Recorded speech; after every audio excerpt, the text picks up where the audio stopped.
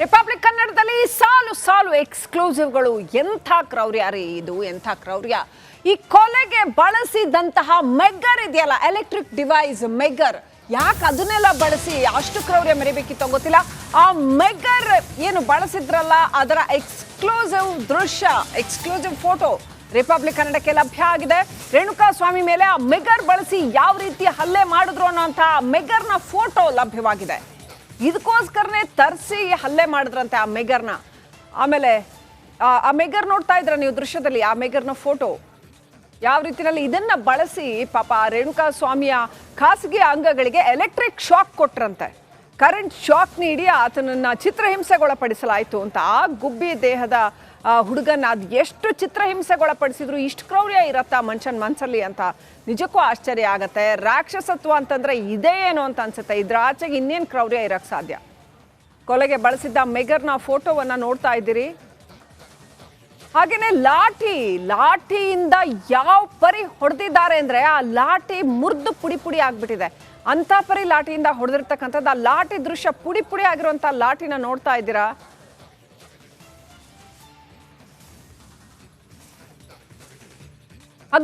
ಹಗ್ಗದಲ್ಲೂ ಕೂಡ ಹೊಡೆದಿರ್ತಕ್ಕಂಥದ್ದು, ಕಟ್ಟಾಕಿರೋ ಅಂಥದ್ದು. ಸೊ ಇದನ್ನೆಲ್ಲ ಬಳಸಿರೋದು ಅದು ಅಲ್ಲಲ್ಲೇ ಬಿದ್ದಿದೆ, ಪೊಲೀಸ್ನವ್ರಿಗೆ ಸಿಕ್ಕಿದೆ. ಆ ದೃಶ್ಯಗಳು ನಿಮ್ಗೆ ಈಗ ರಿಪಬ್ಲಿಕ್ ಕನ್ನಡದಲ್ಲಿ ಲಭ್ಯ ಆಗ್ತಾ ಇದೆ.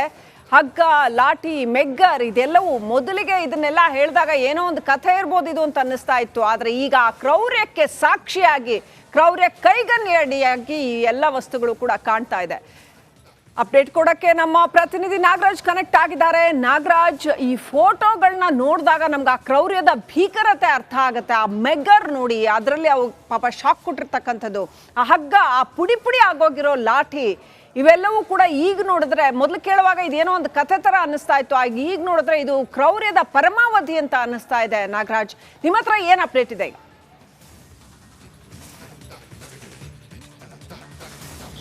ಖಂಡಿತ ಶ್ರೀಲಕ್ಷ್ಮಿ, ಸದ್ಯ ಸಿಗ್ತಾ ಇರ್ತಕ್ಕಂಥ ಮಾಹಿತಿಗಳು, ಫೋಟೋಗಳನ್ನು ನೋಡ್ತಾ ಇದ್ರೆ ನಿಜಕ್ಕೂ ಸಿನಿಮಾಗಳಲ್ಲಿ ಏನು ಭೀಕರತೆಯನ್ನು ತೋರಿಸ್ತಾರೆ, ಯಾವುದಾದ್ರೂ ಒಂದು ಕೊಲೆ ಮಾಡಬೇಕಾದ್ರೆ ಅದಕ್ಕೂ 100 ಪಟ್ಟು ಈ ಒಂದು ಭೀಕರತೆಯನ್ನು ಈ ಒಂದು ಸಿನಿಮಾದಲ್ಲಿ ಆಕ್ಟ್ ಮಾಡ್ತೀನಿ ನನ್ನ ನಟ ಅಂತೇಳಿ ಸೋಕಾಲ್ಡ್ ದರ್ಶನ್ ಅವರ ಗ್ಯಾಂಗ್ ಎಸಗಿರ್ತಕ್ಕಂಥದ್ದು. ಏನು ಅವತ್ತು ಪಟ್ಟಣಗೆರೆ ಶೆಡ್ನಲ್ಲಿ ರೇಣುಕಾ ಸ್ವಾಮಿ ಅನ್ನೋ ಒಂದು ಸಣಕಲು ದೇಹದ ವ್ಯಕ್ತಿಯನ್ನು ಕೊಲೆ ಮಾಡೋದಕ್ಕೆ ಈ ಆರೋಪಿಗಳು ಬಳಸಿದಂಥ ವಸ್ತುಗಳ ಒಂದು ಫೋಟೋಗಳು ಈಗ ಸಿಕ್ಕಿರ್ತಕ್ಕಂಥದ್ದು. ಇದರಲ್ಲಿ ಪ್ರಮುಖವಾಗಿ ನೀವು ಆ ಲಾಠಿಯನ್ನು ಗಮನಿಸ್ಬೋದು.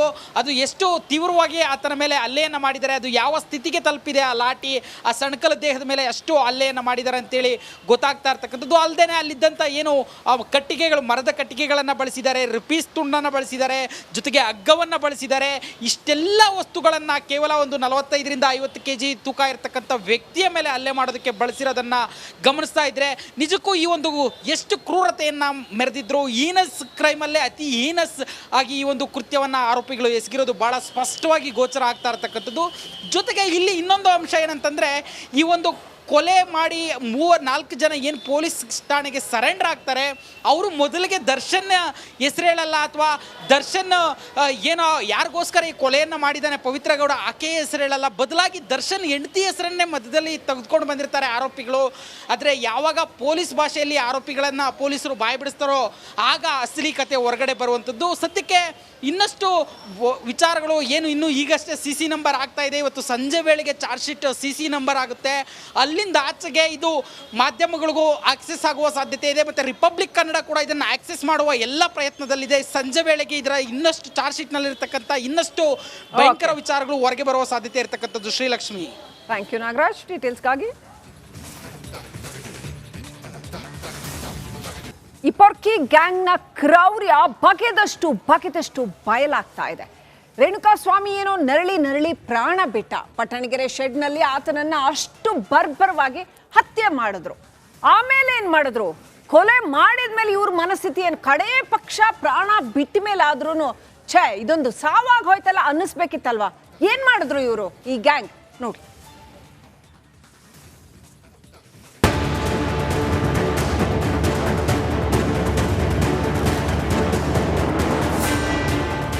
ಒಂದೊಂದು ದೃಶ್ಯವು ಘೋರ ಘನಘೋರ.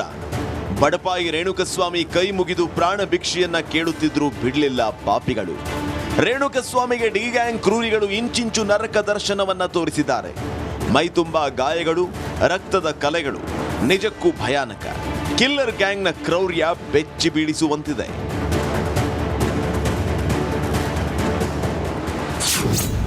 ಶೆಡ್ನಲ್ಲಿ ಹಲ್ಲೆ, ಪಬ್ನಲ್ಲಿ ಪೊರ್ಕಿ ಪಾರ್ಟಿ.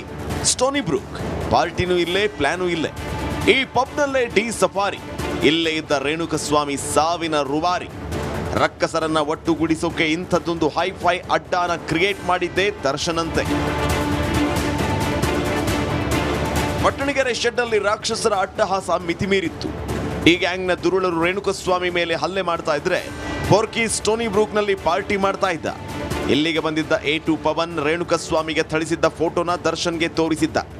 ಬಳಿಕ ಪಾರ್ಟಿಯಿಂದ ಎದ್ದು ಶೆಡ್ಗೆ ಬಂದಿದ್ದ ದಾಸ. ಕೊಲೆಗೂ ಮುನ್ನ, ಕೊಲೆ ನಂತರವೂ ಎಣ್ಣೆ ಪಾರ್ಟಿ. ಡೆವಿಲ್ ಗ್ಯಾಂಗ್ ಕೊಲೆಗೂ ಮುನ್ನ ಮತ್ತು ಕೊಲೆ ಬಳಿಕವೂ ಪಾರ್ಟಿ ಮಾಡಿದೆ. ಪಟ್ಟಣಗೆರೆ ಶೆಡ್ನ ರಕ್ಕಸರು ಸ್ಟೋನಿ ಬ್ರೂಕ್ನಲ್ಲಿ ಕಿಕ್ಕೇರಿಸಿಕೊಂಡಿದ್ರು. ಪಾರ್ಟಿಯಲ್ಲಿ ದರ್ಶನ್, ಚಿಕ್ಕಣ್ಣ, ವಿನಯ್, ಪ್ರದೋಷ್, ದರ್ಶನ್ ಮ್ಯಾನೇಜರ್ ನಾಗರಾಜ್, ಪವಿತ್ರಾಳ ಅಸಿಸ್ಟೆಂಟ್ ಪವನ್ ಕೂಡ ಇದರಲ್ಲಿ ಇದ್ರು. ರೇಣುಕಸ್ವಾಮಿ ಹತ್ಯೆಗೂ ಮುನ್ನ ಕಿಲ್ಲರ್ ಗ್ಯಾಂಗ್ ಇದೇ ಸ್ಟೋನಿ ಬ್ರೂಕ್ನಲ್ಲಿ ಮಾಡಿದ್ದ ಪಾರ್ಟಿ. ಕಿಕ್ಕೇರಿಸಿಕೊಳ್ಳುತ್ತಾ ಕೊಲೆಗೆ ಪ್ಲಾನ್ ಮಾಡಿದ್ರ. ಯಾಕಂದ್ರೆ ದರ್ಶನ್ ಬಂಧಿಸಿದ ಬಳಿಕ ಸ್ಟೋನಿ ಬ್ರೂಕ್ಗೆ ಪೊಲೀಸರು ಕರೆತಂದಿದ್ರು. ಪಾರ್ಟಿ ನಡೆದ ಸ್ಥಳದಲ್ಲಿಯೇ ಆರೋಪಿಗಳನ್ನ ಕೂರಿಸಿ ಸ್ಥಳ ಮಹಾಜರು ನಡೆಸಿದ್ರು.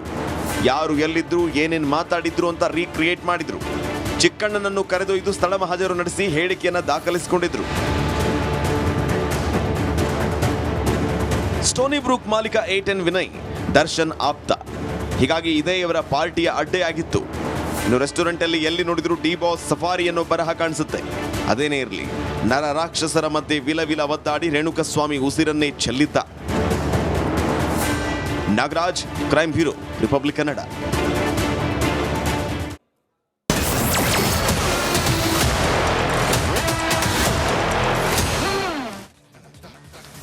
ಹತ್ಯೆಯ ನಂತರ ಆಮೇಲೆ ಏನು ಮಾಡಿದ್ರು? ಆ ಶವವನ್ನ ಎಲ್ಲೋ ಒಂದು ಕಡೆ ಅದನ್ನ ಮುಚ್ಚಾಕ್ಬೇಕಲ್ಲ, ಹೀಗಾಯ್ತು ಅನ್ನೋದನ್ನ ಮುಚ್ಚಾಕ್ಬೇಕಲ್ಲ, ಅದಕ್ಕೇನು ಮಾಡಿದ್ರು? ಆ ನಂತರ ಏನೆಲ್ಲ ಕ್ರೌರ್ಯ ಮೆರೆದ್ರು, ಏನೆಲ್ಲ ಪ್ಲಾನ್ ಮಾಡಿದ್ರು, ಸಂಚ್ ಮಾಡಿದ್ರು, ಅದಕ್ಕೆ ಈ 2 ಕಾರ್ಗಳು ಸಾಕ್ಷಿ ಆಗ್ತವೆ. 2 ಕಾರ್ಗಳು ಏನದು ನೋಡಿ.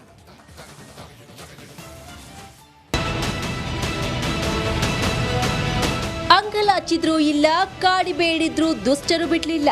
ಪಟ್ಟಣಗೆರೆ ಶೆಡ್ನಲ್ಲಿ ಡಿ ಗ್ಯಾಂಗ್ ರಾಕ್ಷಸರು ರೇಣುಕಾ ಸ್ವಾಮಿಗೆ ನರಕ ದರ್ಶನ ಮಾಡಿಸಿದ್ದಾರೆ. ವಿಲವಿಲ ಒದ್ದಾಡಿ ಸಣಕಲು ದೇಹದ ರೇಣುಕಾ ಸ್ವಾಮಿ ಪ್ರಾಣ ಬಿಟ್ಟಿದ್ದಾನೆ. ಇನ್ನು ಕೊಲೆ ಬಳಿಕ ಡಿ ಗ್ಯಾಂಗ್ಗೆ ಸಾಕ್ಷಿ ನಾಶಕ್ಕೆ ಹೇಗೆಲ್ಲ ಸಂಚು ಮಾಡಿತ್ತು ಅನ್ನೋದನ್ನ ಇಂಚಿಂಚು ಹೇಳ್ತೀವಿ ನೋಡಿ.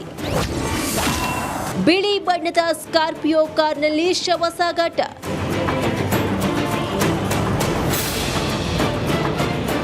ಇದೇ ಕಾರ್ ನೋಡಿ, ರಕ್ಕಸರು ರೇಣುಕಾ ಸ್ವಾಮಿ ಶವ ಸಾಗಿಸೋಕೆ ಬಳಸಿದ್ದು.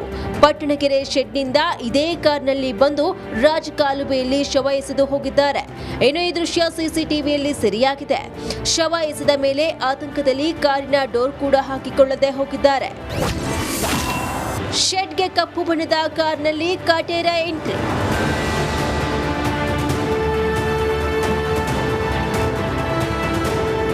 ಸ್ಟೋನಿ ಬ್ರೂಕ್ನಲ್ಲಿ ಪಾರ್ಟಿ ಮಾಡಿ ಪೊರ್ಕಿ ಇದೇ ಕಾರಲ್ಲಿ ಪಟ್ಟಣಗೆರೆ ಶೆಡ್ಗೆ ಬಂದಿದ್ದ.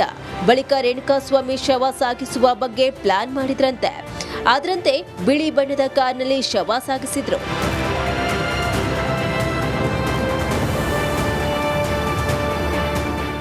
ಸದ್ಯ ಡಿ ಗ್ಯಾಂಗ್ ವಿರುದ್ಧ ಚಾರ್ಜ್ ಶೀಟ್ ಸಲ್ಲಿಕೆ ಆಗ್ತಿದ್ದಂತೆ ಇವರ ಕರಾಳ ಮುಖ ಒಂದೊಂದಾಗಿ ಹೊರಬೀಳ್ತಿವೆ. ಡೆವಿಲ್ ಗ್ಯಾಂಗ್ನ ಕೃತ್ಯ ಇಂಚಿಂಚು ಬಟಾಬಯಲಾಗ್ತಿದೆ. Madesh, crime bureau, Republic Kannada, Bengaluru.